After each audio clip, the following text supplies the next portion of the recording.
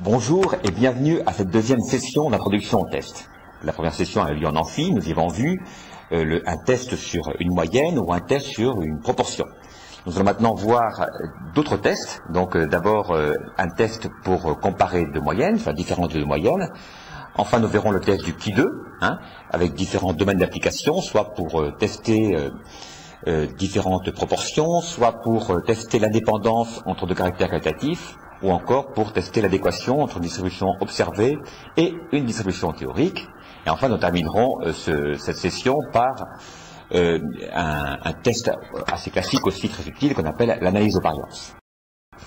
Donc tout de suite, l'exemple correspondant au test sur deux moyennes, enfin un premier exemple. Nous supposerons ici que nous avons deux échantillons indépendants de consommateurs. Le premier de taille 14, le deuxième de taille 12. Les deux, en fait, ont reçu des coupons promotionnels, mais pas le même type. Un premier échantillon a reçu un type de coupon promotionnel, et le deuxième a reçu un deuxième type. Ces coupons promotionnels, en fait, sont des coupons pour avoir des réductions dans un restaurant rapide. Donc l'idée est de comparer l'efficacité des deux types de coupons, et donc de mesurer, en fait, les dépenses pour le premier échantillon qui a eu le premier type de coupon, et pour le deuxième échantillon qui a eu le second type. Donc on a les deux séries de valeurs, on peut calculer les deux moyennes, donc la moyenne du premier dans 29,7 et la moyenne du second qui est 25,9. La question qu'on se pose, c'est est-ce que la différence entre M1 et M2 est significative? Alors ça veut dire quoi? Ça veut dire que si on juge qu'elle n'est pas significative, ça veut dire qu'on pense qu'elle peut être due au hasard d'échantillonnage. Ça veut dire qu'on peut supposer que dans ce cas-là, les populations sont les mêmes, c'est-à-dire qu'il n'y a pas de différence finalement entre avoir eu le premier coupon ou le deuxième, il n'y a pas de différence au niveau de l'impact, et que si on observe une différence sur les échantillons, cette différence est uniquement due au hasard d'échantillonnage. Voilà. Donc on va faire un test d'hypothèse. Les hypothèses que l'on va poser sont très simples. On va supposer en hypothèse H0, donc hypothèse du hasard, que la moyenne des consommations dans la population des étudiants ou des personnes qui ont reçu le premier coupon est égale à la moyenne des consommations dans la population des étudiants qui ont reçu le deuxième coupon. Autrement dit, on suppose que dans les populations, il n'y a pas de différence au niveau impact des coupons, au niveau consommation. Et donc, si l'hypothèse H0 est vraie, ça veut dire que les différences observées sur nos deux échantillons sont simplement dues au hasard. Il n'y a pas de différence dans la population, mais par contre, la différence observée est due au hasard de l'échantillonnage. Et donc la contre-hypothèse H1, c'est naturellement le contraire, c'est-à-dire que les moyennes de la population sont différentes. Voilà. Alors, c'est un test qui est assez facile à faire quand on dispose d'un tableur, donc d'un Excel par exemple, parce qu'il existe dans Excel une fonction test student, qu'on apprendra à utiliser en TD, qui renvoie directement la p-valeur.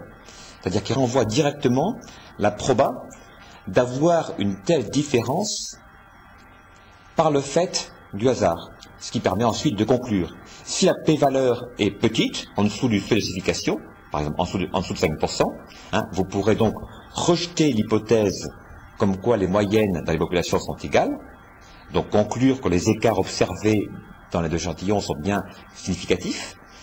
Si la p-valeur est grande, eh bien, dans ce cas-là, vous allez devoir accepter, vous ne pourrez pas rejeter l'hypothèse comme quoi les moyennes sont les mêmes dans la population, donc vous pourrez conclure dans ce cas-là que les écarts ne sont pas significatifs. L'écart observé dans ce cas-là entre M1 et M2, on dira qu'il n'est pas assez grand pour rejeter l'hypothèse, il peut très bien être dû au hasard. Donc l'idée c'est calculer la p-valeur, je vous rappelle, c'est comme ce qu'on a vu la semaine dernière, donc c'est la probabilité de rejeter à tort l'hypothèse B, risque de première espèce. Alors, autre cas qui peut se produire pour comparer deux moyennes d'échantillons, c'est le cas où vous avez des échantillons dépendants. Dans le premier cas, en fait, vous avez des échantillons indépendants, qui n'ont pas de même taille, d'ailleurs, c'est pas la même personne. Dans certains cas, on aura des échantillons qu'on dira appariés. Appariés, ça veut dire que c'est, par exemple, les mêmes personnes qui ont répondu à une question, d'accord, avant un événement et après un événement. Exemple classique. Donc on supposait par exemple ici que vous avez un groupe d'étudiants à qui on pose la question, est-ce que vous vous sentez relaxé avant une vidéo MQAD, hein, notée sur l'échelle de 1 à 5, hein, ça c'est la colonne du avant, et puis une colonne, donc celle de après, qui correspond en fait à la même question qui a été posée après avoir vu la vidéo MQAD. Donc l'idée que, enfin, la question qu'on se pose, c'est est-ce qu'il y a une différence significative entre la moyenne d'état de relaxation avant et après? Est-ce qu'il y a une différence entre avant et après? Est-ce que l'écart observé entre les moyennes du premier échantillon et du deuxième, qui encore une fois sont les mêmes, hein, c'est chacun à parier, est-ce que cet écart est significatif ou pas?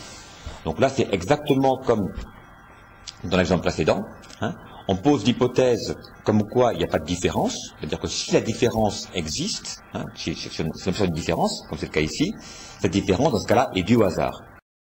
Hein. Et donc, on va calculer la p-valeur grâce à la fonction test student. On verra qu'il y a un argument différent à rentrer dans la fonction test student. Et donc, on aura la p-valeur qui nous permettra de répondre à cette question-là. Est-ce qu'il y a une différence entre avant et après? Donc, solution en TD. Hein. On va traiter ce type de questions en TD. Donc, test sur 2 moyennes, que ce soit pour échantillon indépendant ou pour échantillon à parier. Alors, un test très important qu'on va voir aujourd'hui, hein, donc c'est le test du qui2. On va le voir dans un premier cas d'application comme test de comparaison de plusieurs fréquences, de plusieurs proportions. Dans cet exemple, vous avez 3 sociétés, hein, A, B, C, qui se partagent un marché pour certains produits. Et donc, une des sociétés C vient de réaliser une innovation importante et voudrait voir l'impact de cette innovation sur les parts de marché. Ce que vous avez sur le camembert, en fait, c'est la répartition initiale des parts de marché. La question qu'on se pose, en fait, c'est est-ce que cette répartition a changé, hein? Est-ce que l'innovation de C a apporté une différence significative sur les parts de marché? Alors, on va naturellement travailler sur un échantillon, hein, vous êtes habitué à ça maintenant. On prend un échantillon de 200 personnes et on leur pose la question sur leur préférence pour les produits A, B, C. Et donc, on obtient le résultat suivant. Hein, pour A, pour B et pour C, vous avez ce qu'on appelle les effectifs observés, c'est-à-dire le nombre de personnes qui ont choisi A, qui ont choisi B et qui ont choisi C. Alors bon, si vous calculez vite de tête, vous voyez qu'il y a une petite différence en fait entre les effectifs observés et puis les proportions, enfin les effectifs qu'on devrait avoir avec les proportions théoriques qui se trouvent plus haut sur le graphique. Hein. Seulement, bien sûr, on peut se dire que cette différence peut très bien être due au hasard, au fait qu'on ait uniquement 200 personnes, donc on peut avoir des variations d'échantillonnage liées donc à ce fait-là. Donc en fait, on va justement calculer les effectifs théoriques qui correspondraient à ce qu'on devrait avoir de manière idéale si les parts de marché n'avaient pas changé. Hein, donc c'est les valeurs que vous avez ici. Hein, ça correspond en fait au cas où on n'a aucun changement sur les fréquences théoriques, et donc on devrait avoir ces valeurs-là. Et donc nous, on va comparer nos effectifs théoriques avec les effectifs observés. D'accord? On va comparer les valeurs en rouge, si vous voulez, avec les valeurs en gris. Donc la question qu'on se pose, naturellement, c'est toujours la même, c'est est-ce que la différence observée entre la théorie, le modèle théorique, et puis ce qu'on a dans la pratique, est-ce que cette différence peut être attribuée au hasard? Donc les questions qu'on se pose sont très simples. Hein. On sait que le hasard a pu produire des écarts donc, par rapport au modèle théorique. Hein, vous êtes habitué à ça maintenant. Hein, quand on lance un dé, on peut avoir des écarts entre la distribution théorique et la distribution observée. Hein.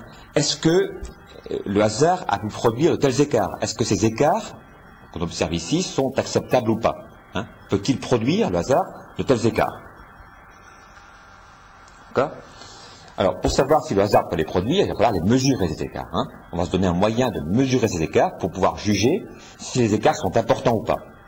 Et naturellement, si on trouve que les écarts sont importants, si on juge qu'ils sont importants, hein, dans ce cas-là, nous pourrons rejeter l'hypothèse comme quoi il n'y a pas de variation, il n'y a pas de changement avec l'innovation de C, c'est-à-dire que les parts de marché sont restées les mêmes, hein, donc c'est par hasard qu'on obtient ces écarts.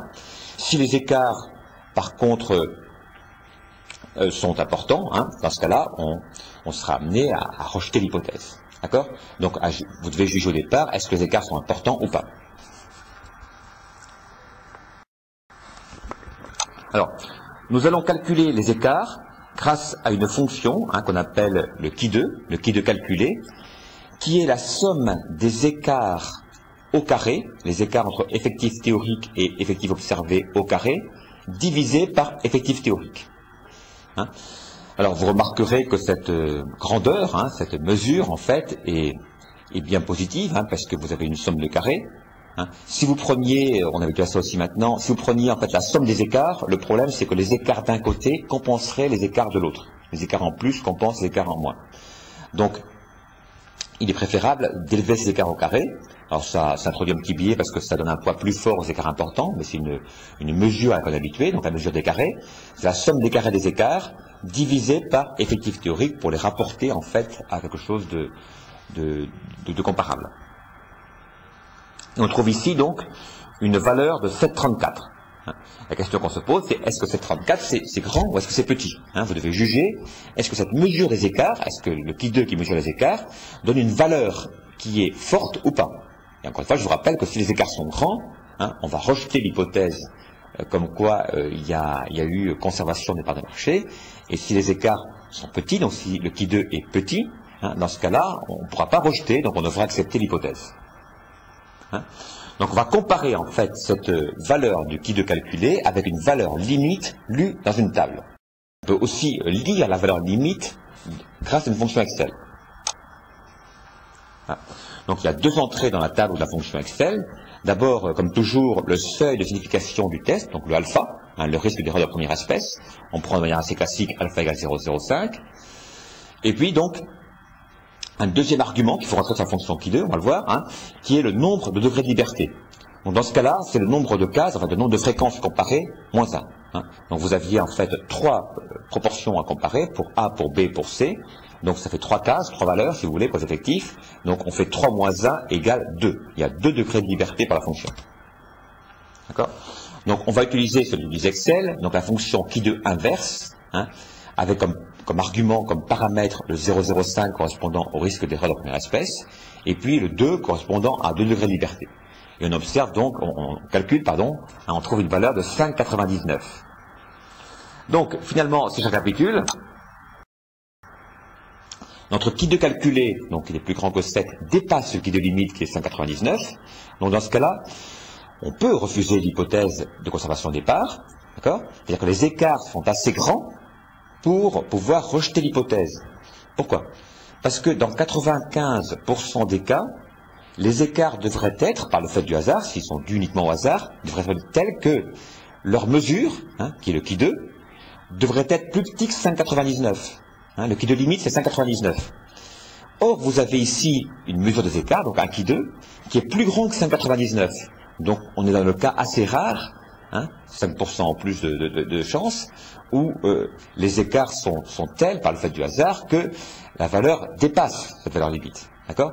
Donc, dans ce cas, naturellement, on sera conduit à rejeter l'hypothèse comme quoi les parts de marché ont été conservées, puisque si on fait ça, si on rejette l'hypothèse, le risque d'erreur est faible, puisque c'est au plus 5%. Les 5% de cas où, justement, par le simple fait du hasard, le qui2 calculé dépasse le qui2 limite. Voilà. Donc très simple, dans ce cas-là, on rejette l'hypothèse H0, et le risque d'erreur est au plus égal à 5%, donc risque de première espèce, rappelez-vous. Alors, il y a une manière plus simple, plus simple pour faire le calcul, j'ai appelé ça ici variante méthodologique. Il vous suffit de considérer donc les deux séries de valeurs. Donc la première série correspond aux effectifs observés et la deuxième série correspond aux effectifs théoriques. Et donc on peut directement calculer la p-valeur, c'est-à-dire la probabilité d'avoir de tels écarts par le fait du hasard, par une fonction d'Excel qu'on appelle test qui2. Un test qui2 qui vous donne comme résultat une p-valeur, donc ici ça s'appelait PC parce que on appelle aussi parfois proba critique, donc la p-valeur, comme on l'a appelé dans le cours, qui est égale à 0,0255. Ça veut dire que vous avez 2,5 chances sur 100 pour que le hasard produise des écarts entre des solutions observées et théoriques qui sont aussi grands que ceci. Donc dans ce cas-là, comme la p-valeur est petite, hein, dans ce cas-là, même conclusion que précédemment, bien sûr, puisque c'est une variante méthodologique uniquement, même conclusion, donc comme la p-valeur est plus petite, elle est en dessous du seuil limite de 5%, dans ce cas-là, donc on va pouvoir rejeter l'hypothèse donc de conservation des parts de marché. Une autre application importante, en fait, pour le test du Qui2, c'est l'application au test d'indépendance sur deux caractères qualitatifs. Alors, c'est quoi? Supposons, par exemple, qu'on s'intéresse à savoir s'il existe un lien entre le sexe, féminin-masculin, et le type de bière préférée. Donc, il y a trois catégories ici, donc légère, blonde ou brune. Donc, imaginez au départ, vous avez un questionnaire, hein, vous avez 150 personnes qui ont répondu, et il a donné en fait leur sexe, masculin, féminin, première variable qualitative, hein, et deuxième variable qualitative, le type de bière préférée. Donc blonde, brune, légère, d'accord. Vous devez en fait répondre aux deux questions.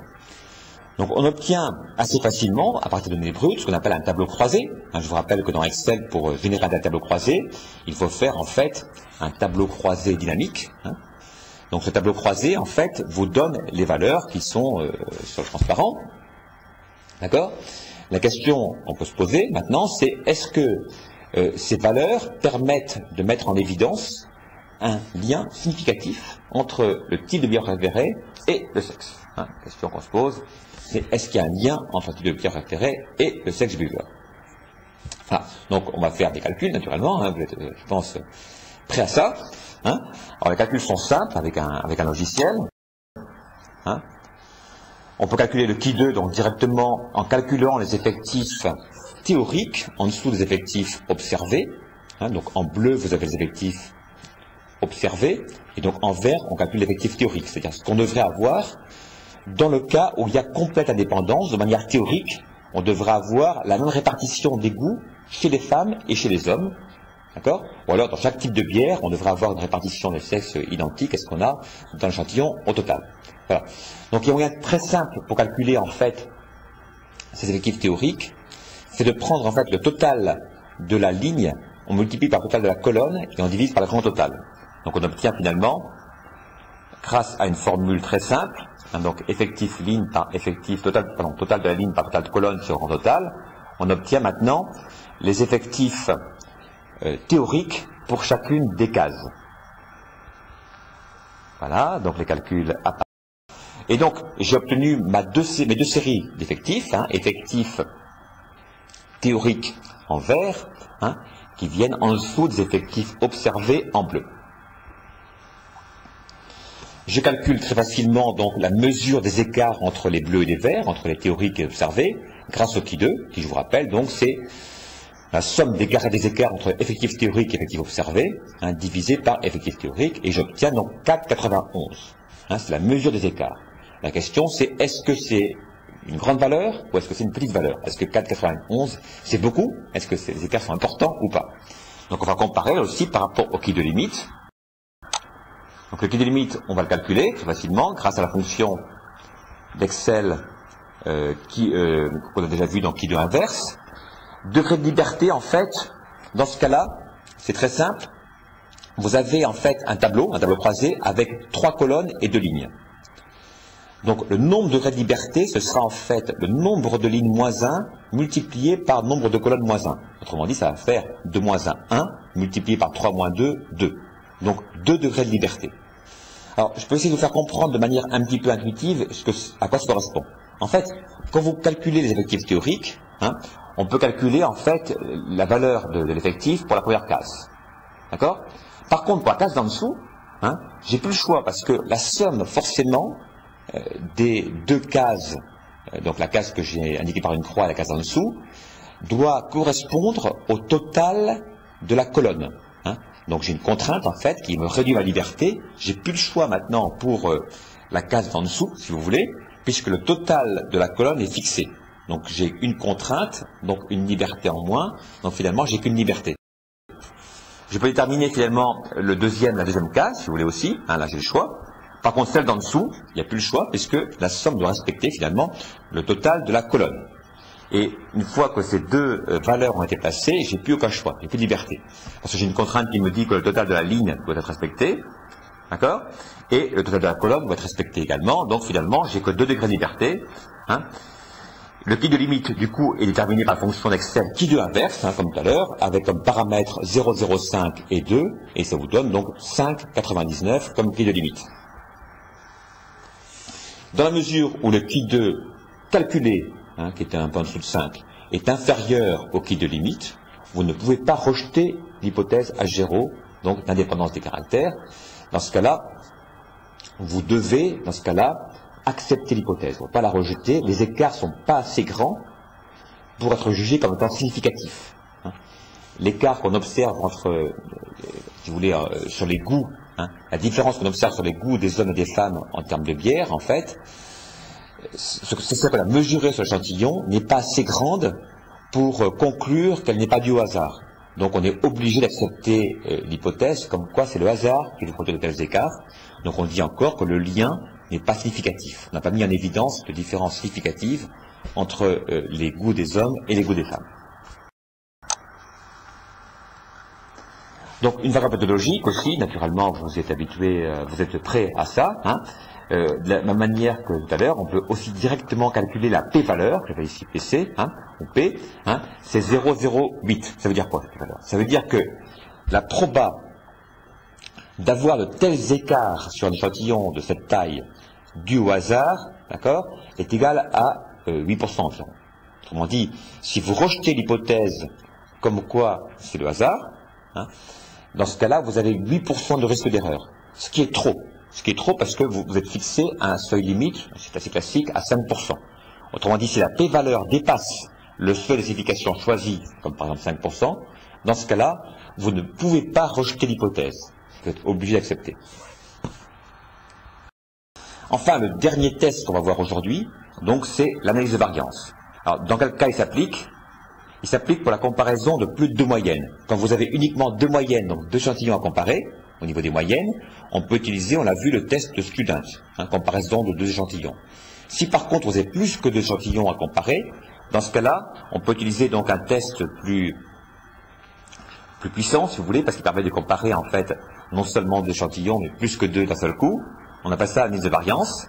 Donc supposons que vous ayez trois échantillons ici, correspondant à des composants fournis par différents fournisseurs, et donc des mesures de fiabilité de ces composants, et on veut regarder donc s'il y a une différence significative entre les trois fournisseurs.